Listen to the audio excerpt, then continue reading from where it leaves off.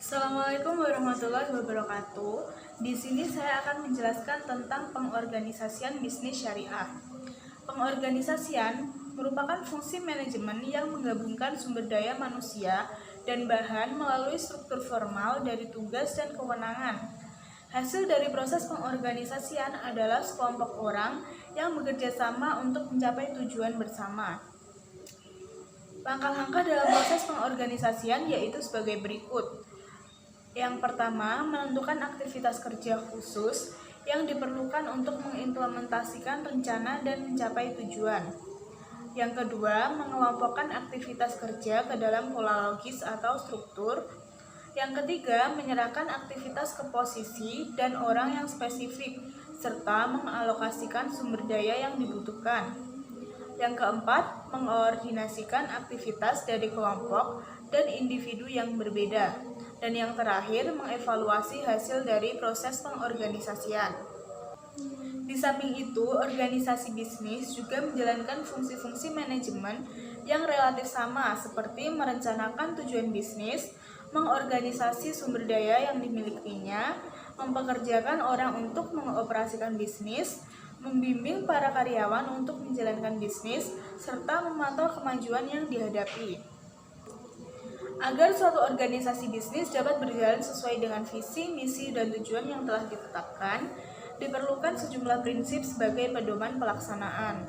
Terdapat 7 prinsip organisasi yang dinilai penting, yakni perumusan tujuan. Organisasi haruslah memiliki tujuan yang jelas, kejelasan tujuan yang terlahir dari visi dan misi yang gamblang, serta berada dalam kendali nilai utama dalam organisasi akan menjadi pedoman yang mantap bagi anggota, terutama dalam menentukan langkah-langkah rasional yang harus ditempuh. Selanjutnya, kesatuan arah. Dalam setiap struktur organisasi pasti terdapat pemimpin atau atasan dan anggota atau bawahan. Kesatuan arah yang berpangkal dari kesatuan visi organisasi akan membawa seluruh SDM organisasi kepada kesatuan langkah guna mewujudkan tujuan organisasi. Yang ketiga, pembagian kerja.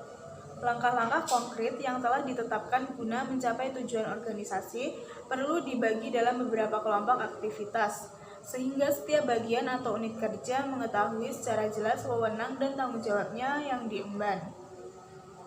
Sehingga hal ini akan mendorong tercapainya efisiensi kerja.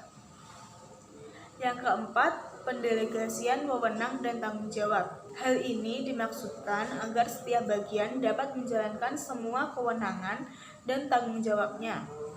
Dalam pelaksanaan pendelegasian ini, perlu memperhatikan aspek keseimbangan antara kewenangan dan tanggung jawab pekerjaan agar tercipta mekanisme kerja yang sehat. Pendelegasian wewenang yang baik akan memotivasi bawahan untuk lebih percaya diri, bekerja lebih baik, kreatif, dan bertanggung jawab. Yang kelima, koordinasi. Pelaksanaan wewenang setiap bagian tentu akan berkait dan memengaruhi bagian yang lain. Oleh karena itu, diperlukan koordinasi antar bagian. Prinsip ini menjadi penting mengingat dalam praktiknya kerap ditemukan kasus di mana suatu bagian tanpa sadar menjadi lebih mementingkan bagiannya sendiri. Yang keenam, tingkat pengawasan. Tingkat pengawasan digunakan untuk memudahkan pengawasan. Penyusunan struktur organisasi harus dilakukan dengan memperhatikan tingkat-tingkat pengawasan secara struktural. Dan yang terakhir adalah rentang manajemen.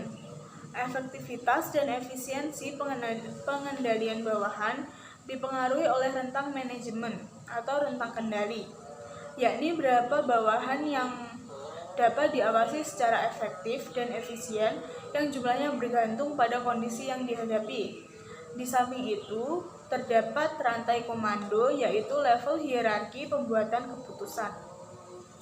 Sekian materi yang dapat saya sampaikan, ada kurang atau lebihnya saya mohon maaf. Wassalamualaikum warahmatullahi wabarakatuh.